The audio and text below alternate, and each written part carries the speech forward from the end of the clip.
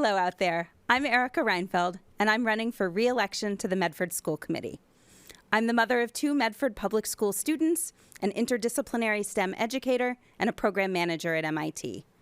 I have spent my whole career in and around classrooms and museums, working with educators and students to supplement traditional PK-12 academics with hands-on, experience-based educational opportunities. My wife and I have lived in Medford Square since 2005, and we're both active volunteers in the community. This is my first re-election, and I am so excited to continue the progress we've made as a district over the last few years, and to move forward some new initiatives as well. But before I talk about those, I'd like to tell you a little bit about some of the work I've done during my first term.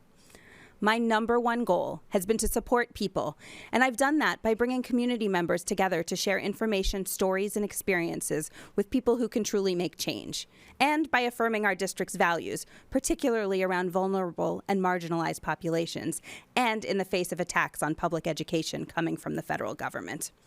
And perhaps on a more practical level, I've pushed the district to address long-standing challenges, such as overcrowding in our elementary schools and the expansion of after-school care for families, and to get ahead of the curve on things like artificial intelligence, climate resilience, and disrupted supply chains due to economic uncertainties. I've also supported initiatives around transparent budgeting, strategic capital planning, proactive curriculum review, and of course the establishment of a building committee and educational vision for a new Medford high school. The design and funding of that school is going to be a big part of the next term, and I am very excited to bring the broader community into that conversation and build a dynamic, affordable school that supports not just what students and educators need now, but what they'll need in the future. Public engagement is essential to that work, and that's why I've prioritized communication throughout my first term.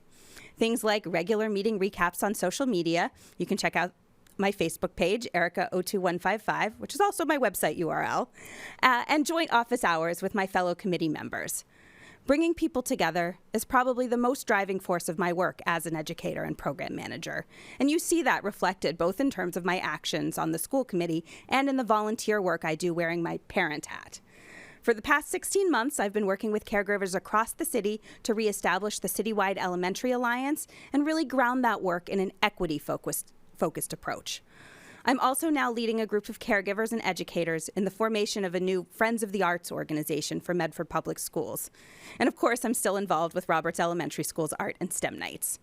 Interdisciplinary education is what I do in my day job, and it's what I've done my whole career.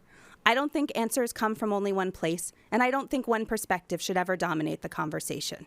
As a school committee member, I'm here to listen, to ask questions, and to advocate for students, teachers, and families, particularly those who are slipping through the cracks.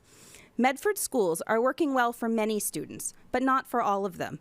And that's why my top priority this term is to look across the spectrum of learners and create mechanisms and opportunities to individualize education for every student while maintaining a consistent standard of achievement and belonging for all.